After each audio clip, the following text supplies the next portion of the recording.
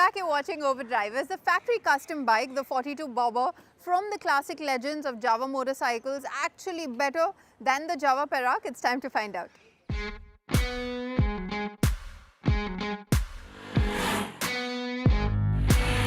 Out here in India, classic themed modern motorcycles have been all the rage for quite a while. But what if you wanted a motorcycle that offered you something unique and it really stood out on the road? Well, that's where factory custom motorcycles come into play. And Java YSD, under the Classic Legends umbrella, well, they have a couple of options of this particular segment of motorcycle for you. But hold on, Java already has the Perak out there. So what is this, the 42 Bobber, doing out here? Now, although this bike is heavily based on the Perak, well, I'm wondering what's so unique about it. Well, we're here to find out. So let's get right to it. The Bobber 42 still looks very much like the Java Perak. In fact, it's heavily based on the older bike. And that's not necessarily a bad thing because it still looks outstanding and very eye-catching in my opinion. It's still got that awesome stretched out laid back vibe to it with that big 19-inch wheel up front, the bars that are bent backwards, the bar end mirrors, floating single seat, and that slick swing arm and curvy tail end. It's quite the same as the Perak, just with hints of modernity to it. The Bobber gets livelier paint schemes, LED lighting all around, and there's no analog speedo and fuel gauge. Instead, the Bobber 42 gets an all-digital single-pod cluster that's borrowed from the Java Roadster model. And there's other bits thrown in on there as well, which alter the bike's ergonomics. Alright, so in terms of the ride position and ergonomics, well, the 42 Bobber is slightly different as compared to the Java Perak. Why? Because, well, first of all, you have a different shaped tank. The Perak has a teardrop shaped tank, and over here with the 42, the Bobber, you have nice recesses and even some tank grips for your knees.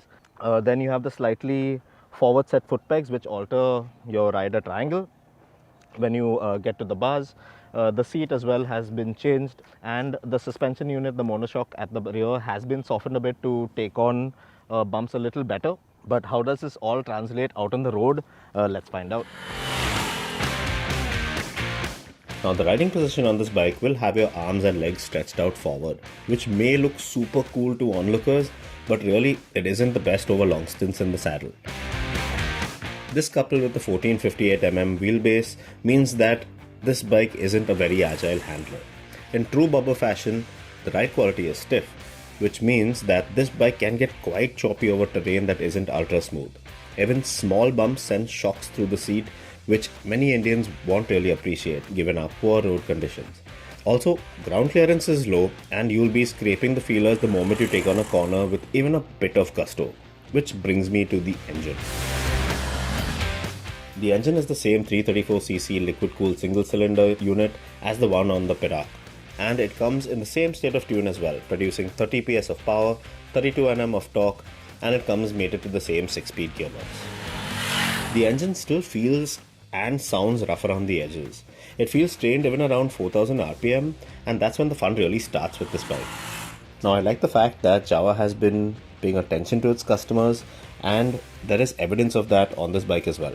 You see, with the Perak, they were told that the seat of that bike was rather uncomfortable, so Java opted for a different textured fabric and they tweaked the design of the seat around as well. They were also told that the Perak's tail lamp, which was positioned under that seat, well, the light couldn't be seen by road users once the luggage rack accessory was mounted on the rear fender. So they shifted the lights to the rear fender as well. The ABS and the rear suspension were altered to improve the ride quality of the bike as well. But has all this made the Bobber 42 altogether better than the Perak? Well, unfortunately, no, it hasn't. You see, the level of fit and finish still leaves a bit to be desired. And although paint quality is good, we've previously seen rivets and bolts fly off the Java before. And there's even evidence of that occurring again with this bike, which isn't very reassuring. Now, there are definitely a lot of aspects that Java still has to iron out when it comes to this motorcycle. But in terms of what it brings to the table, yes, well, if you are one of those takers that is really taken away with the whole factory custom element of it all, the design aspect, well, yes, this bike still looks crazy. It looks really nice, attractive. And this model in particular, with this paint scheme, this will set you back by 2,10,000 rupees, which is on par with the Perak as it stands currently. If you like the whole Perak aspect of the factory custom bobber, but wanted a slightly more modern take to the retro modern theme of it all, well, this one is the bike that you should be looking at.